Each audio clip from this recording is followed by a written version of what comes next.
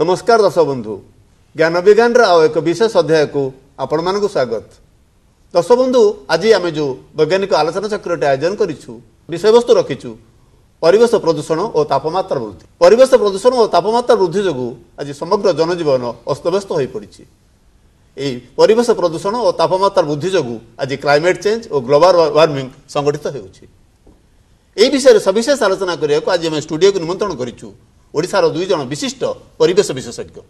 मोर बा पटर अच्छा प्रोफेसर डॉक्टर जयकृष्ण पाणिग्राही। नमस्कार। डॉक्टर पाणिग्राही ओडिशा परिवेश समितिर संपादक अच्छा एवं फुलनखरा स्थित Jaydev college of science and technology reader अच्छा प्राणी विज्ञान विभाग और परिवेश विज्ञान विभाग। आम गण अच्छा प्रोफेसर डॉक्टर शरद चंद्र महापात्र। प्रोफेसर महापात्र जन विशिष्ट परिवेश विज्ञानी। ये कार्यक्रम को आम आप स्वागत करुचु, अभिनंदन करुचु, प्रणाम करुचु। मोर प्रथम प्रश्न रहिबो डॉक्टर पाणिग्राही महोदय को ये जो परिवेश प्रदूषण कहले कौन आम बुझी था, परिवेश प्रदूषण केते प्रकार आज विश्व सम्मुखीन होता प्रमुख परिवेश प्रदूषण मुद्दा गुड़िक कौन एवं ए परिप्रेक्षी में भारत आज कौन ठिया आम जो स्थान में बसवास करुचे आम चारिपटे थिबा उद्भिद जीवजगत प्राणी इत्यादि ता सहित माटी पानी पवन ए समस्त को नहीं आमर परिवेश होता है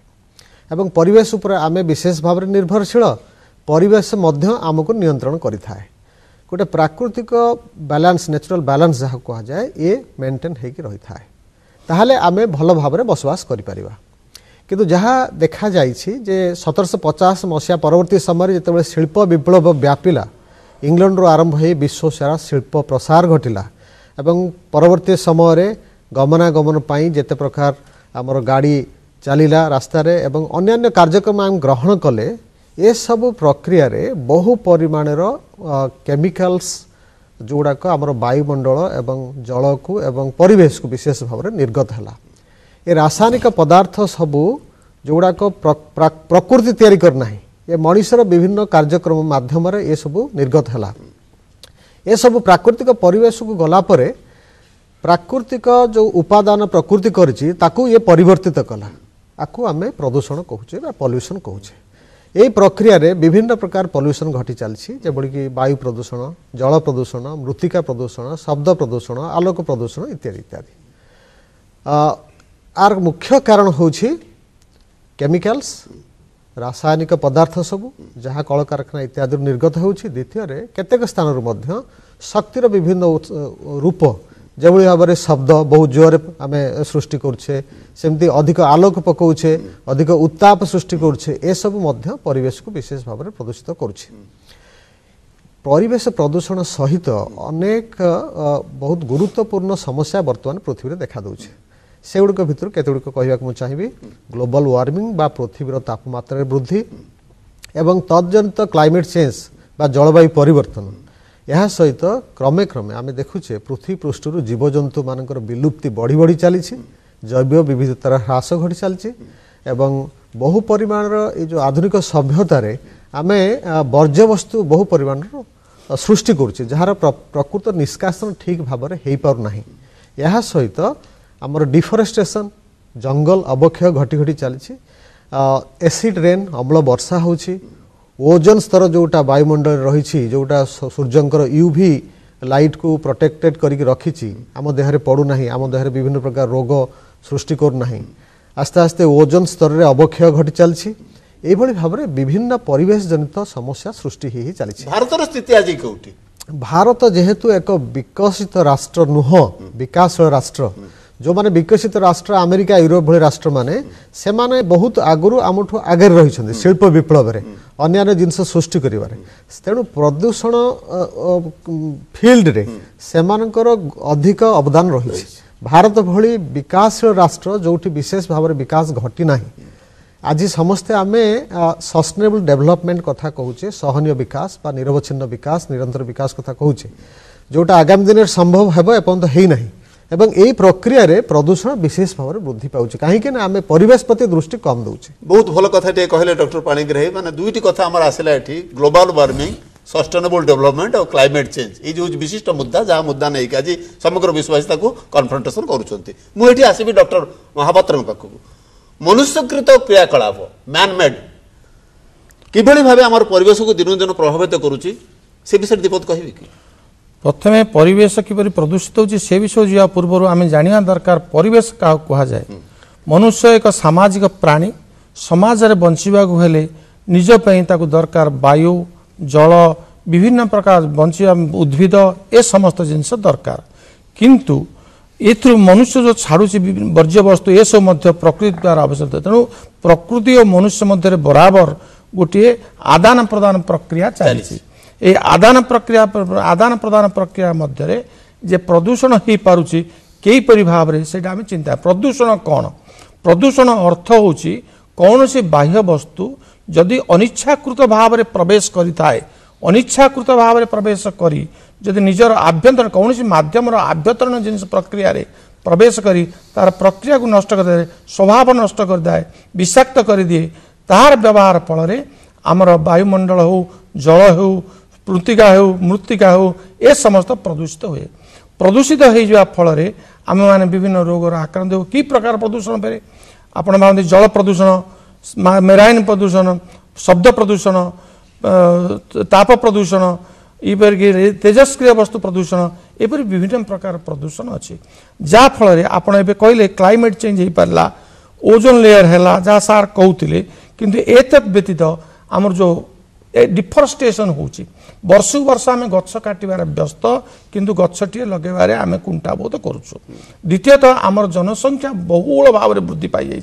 जहाँ फल आमे प्रति वर्ष आमर खाद्य पेय और दरकार जिनस व्यवहार करने आम प्रकृति उपर निर्भर करता जदि प्रकृति बा परिवेश नष्ट हो गला ताहले आमे विभिन्न प्रकार रोगाक्रांत होचु उदाहरण स्वरूप टाइफाइड आसपार इबोला आसपार और विभिन्न प्रकार हेपाटाइटिस बी आसपार मारात्मक रोग आसूसी सहित क्लाइमेट चेंज वर्ष सारा आ शीत अनुभव नहीं पारे शीत ऋतु शीत हेब ना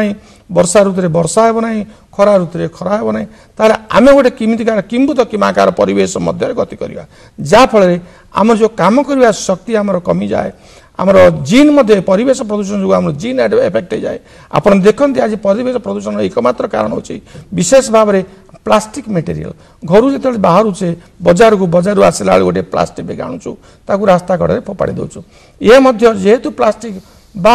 जेकोसी पॉलीमर जिनस बायोडिग्रेडेबल नुह से सब जिनस को आम जब संपूर्ण भाव में व्यवहार न करवा व्यवहार न कर पारे बा बायोडिग्रेडेबल जिनस को जो व्यवहार करवा ताले से आम निवृत्ति पाई परिबा आ ये जनित तज्जनित रोग ये सब मत रहिबो आपण देखंतु गायटीए आज 5 किलो पॉलिथिन खाई दउची तार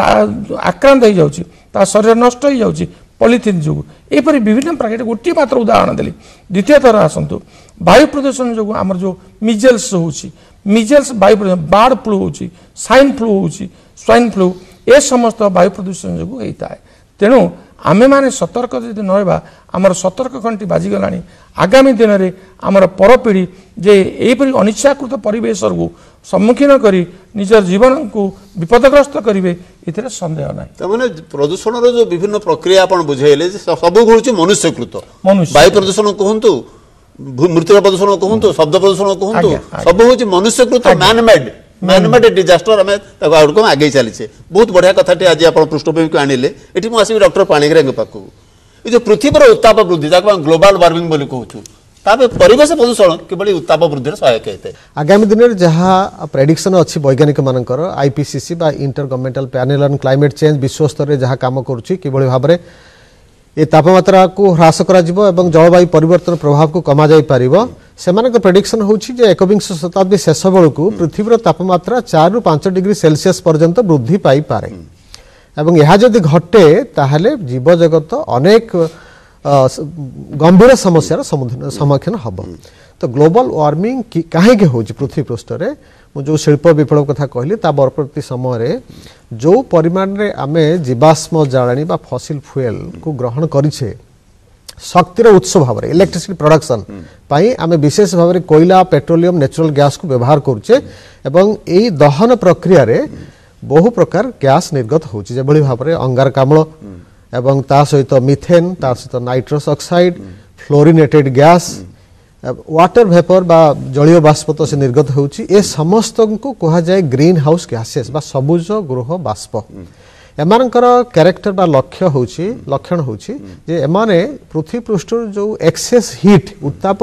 वायुमंडल उपरकू महाकाश को फेरीजा कथा एमानकर परिमाणर वायुमंडल अधिक हेले से माने ताकू हीट को टाणिक रखते उत्ताप को टाणिक रखते परिणाम स्वरूप पृथ्वी पृष्ठ तापमात्रा अधिक वृद्धि पाए प्रकृति जहाँ करिछि जे पृथ्वीर तापमात्रा पाखापाखि 14 डिग्री सेल्सियस रही जीवजगत तिष्ठिबा पई एटा प्रकृति करिछि किंतु आमे जते आमर कार्यकलाप द्वारा ये सब ग्रीन हाउस गैस को बढ़ई बढ़ई चली जेभली गोटे उदाहरण देवी जे अंगारकाम्ल गैस इंडस्ट्रियल रिवोल्यूशन पूर्व तार परिमाण 280 ppm थिला आज आसिक 400 ppm रु अधिक हो साराणी यार परिणाम स्वरूप तापमात्रा वृद्धि पाई पाई चली ए विषय आमे सचेतन हवा दरकार एवं जो जो प्रक्रिया द्वारा ये सब ग्रीन हाउस गैस निर्गत होउछि ताकू किभली भाबरे बंद करा जिवो एवं तार अल्टरनेट अन्य पंथा अवलंबन करि हेबो से विषय आमको अनेक चिंता करबा को अछि एवं आमे जदि आको कंट्रोल न करूचे तार परिणाम स्वरूप जो भली भाव विभिन्न प्राकृतिक विपर्यय वर्तमान बढ़ी बढ़ी चली सुपर साइक्लोन ठू आरंभ करी हठात देखिए आपण जो अंचल रे वर्षा हुए नहीं सेठी प्रबल वर्षा होउछि एवं बन्या होउछि जोटी अधिक वर्षा हुए सेठी वर्तमान मरुड़ी देखा जाउछि ता सहित एल निनो ला निना भली प्रक्रिया मध्य देखा दउछि विश्व सारा एबे प्रबल तुषारपात होउछि ठंडा बहुत होची हीट वेव्स बा ग्रीष्म प्रभाव बढ़ी चलछि ए भलिया प्राकृतिक विपर्ययर संख्या बढ़ी बढ़ी चलिबो एवं तार इंटेंसिटी परिमाण मध्य वृद्धि पाई पाई चलिबो ए विषय आमे यथेष्ट सतर्क हवा दरकार एवं हमर कार्यकलाप रे परिवर्तन घटाइबा दरकार तेणु पृथ्वीर उत्ताप वृद्धि रे वर्तमान आमे कहूचे जे 0.5 डिग्री सेल्सियस उत्ताप बढ़ी जाइछि सेटा ए 20 शताब्दी 21 शताब्दी शेष बेलू 4 डिग्री 5 डिग्री बढ़ी गोटे भयंकर अवस्था आसवाक जाऊँगी आउ 80 वर्ष 90 वर्ष भितर बढ़िया कथाटी प्राय गोटे डिग्री ए भितर बढ़ी साराणी 14 डिग्री आसी 15 डिग्री सेल्सियस पाखापाखि पहुंचलानी विश्व तापमात्रा शताब्दी शेष बेलू 4 डिग्री 5 डिग्री बढ़ी आशा कर एथिपाई मुख्यतः यही परिवेश प्रदूषण ही मुख्यतः दायी ग्लोबल वार्मिंग पे परिवेश प्रदूषण मुख्यतः दायी बहुत बढ़िया कथाटी आपण आनिले परिवेश प्रदूषण जनित नानाविध समस्या मानव जाति में केवल भयंकर क्षतिकारक भाव सब्यस्त होगा जाऊँगी डॉक्टर महापात्र मनुष्य सामाजिक प्राणी हिसाब निजर स्वास्थ्य खाद्य परिवेश निजर परिच्छद व्यवहार पाई प्रकृति परिवेश समस्त किसी पाई था ताफल जदि परिवेश प्रदूषित हो जाए फॉर एग्जांपल धरी जो वायु प्रदूषित है वायु प्रदूषित होगा द्वारा आम मैंने टीबी आजमा ब्रोंकाइटिस ए सब रोग आक्रांत होगा आम शुद्ध वायु पाई पारिबा ना तामले आभ्यंतरण आमर बॉडी रे आभ्यंतरण प्रक्रिया निश्चित भाव डिस्टर्ब हो द्वितीयतः जल जल प्रदूषण बाई चांस यदि हला होउची जल प्रदूषण आमे जो नाल नर्दम पानी जाउची ताकू यदि आमे प्रकृत आमे ताकू ट्रीटमेंट न करी छाड़ुचु नदी भितरे से पानीटा तळमुंडे जो माने पानी व्यवहार करूचंती ता द्वारा जंडिस आपण निकट रे संबलपुर देखिथिबे जंडिस मास मास धरि चलला जाकी कटक मध्य प्रभावित कला एटा जलजनित रोग कलेरा हो टाइफॉइड हो एपरि विभिन्न जलजनित रोग मध्य सृष्टि होउची तेणु जलजनित रोग मध्य आपण देखंतु अंतर्जातीय क्षेत्र में ब्लैक सी रे गोटे गोटे डेड जोन सृष्टि है यार अर्थ है से जो पेस्टिसाइड रेसिड्यू जो धोई गला आम जो विभिन्न प्रकार पेस्टिसाइड व्यवहार करूँ से धोई समुद्र मध्य प्रवेश करुच्ची द्वारा से गोटे डेड जोन सृष्टि करदेला से जो वैज्ञानिक मैंने निजर तर्जमा जानीपारे जे पेस्टिसाइड रेसिड्यू जो आज डेड सी रे डेड ब्लैक सी रे डेड जोन सृष्टि होती ए डेड जोन किमिति निराकरण करा जाय परयो 2001 रु 2010 मध्य से माने पेस्टिसाइड को कंट्रोल कले से रेसिड्यू गला नै जा फले से डेड जोन उभे गला एही परि भाव रे पेस्टिसाइड रेसिड्यू जतले आसे आमे विभिन्न रोग आक्रांत आपण देखंतु आज सागुना नांती पक्षी विभिन्न प्रकार पक्षी उभे गलेनी हनी भी उभे गलेनी तेणु भारत सरकार वर्तमान 18टी पेस्टिसाइड को व्यवहार न करने निर्देश देते से भितर डेड पॉइजनस पेस्टिसाइड व्यवहार होची ये पेस्टिसाइड व्यवहार आजिकल कल कारखाना निर्गत जो एफ्लुएंट बाहर आमे माने ताको ट्रीटमेंट करने बहुत खर्चांत होगी समय समय स्वतंत्र भाव ट्रीटमेंट न करी ताको नदी पृष्ठ को छाड़ी दौचु अतीत आम जानी ओशन डंपिंग होची जो मैनचेस्टर पर ब्रिटेन पर लोक ब्रिटेन पर देश बर्तमान से जो ओशन डंपिंग जो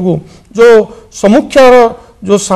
ये समस्यार सम्मुखीन है ताकू से माने ल आकार कर निरोध करमती आमर बर्तमान इंडस्ट्रियल एफ्लुएंट जो आसूची से इंडस्ट्रियल एफ्लुएंट विभिन्न रोग आसी पहुँचुची आप देखो आर्सेनिक लेवल गोटे अच्छी WHO बर्तमान आर्सेनिक पॉइजनिंग 24 परगनास जोटा कलकत्ता रे देखु वेस्ट बेंगल रे क्रोर्स ऑफ रुपीस खर्च करछन्ते ए आर्सेनिक पॉइजनिंग जोगु मनुष्यर शरीर स्किन टा लेप्रोसी पर देखा जाए कुंडे समस्त भाबी लेप्रोसी किंतु प्रकृति लेप्रोसी तापरे लक्ष लक्ष कोटी कोटी टंका खर्च होचे आम ओडिशा कथा चिंता करंतु फ्लोरोसिस सिलिकोसिस सिलिकॉन पॉइजनिंग होची एस्बेस्टस कारखाना सीमेंट कारखाना ए जो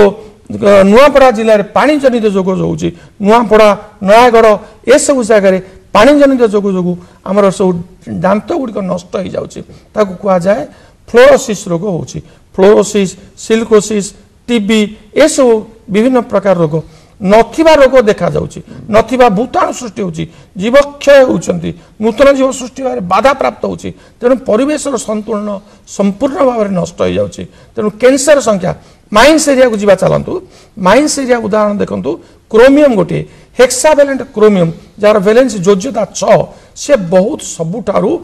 कार्सिनोजेनिक अर्थ से माने कैंसर सृष्टिकारी बाय चांस हमर पानी रे क्रोमियम सॉल्ट गुड़ाक पानी रे द्रवीभूत होता है से पानी को जेते आमे ग्रहण करछु आम बॉडी रे आम शरीर रे से क्रमागत भाव में रही रही कैंसर सृष्टि करता है तेणु कैंसर तापमात्रा रे बॉडी वर्तमान कैंसर जो आक्रांत होगा परिमाण आस्ते आस्ते लोक मैंने परिवेश प्रदूषण बर्तमान भयंकर रूप नहीं कि मानव सभ्यता पाखु आगे आसूची दौड़ी आसूची बहुत बढ़िया कथाटी आप कहले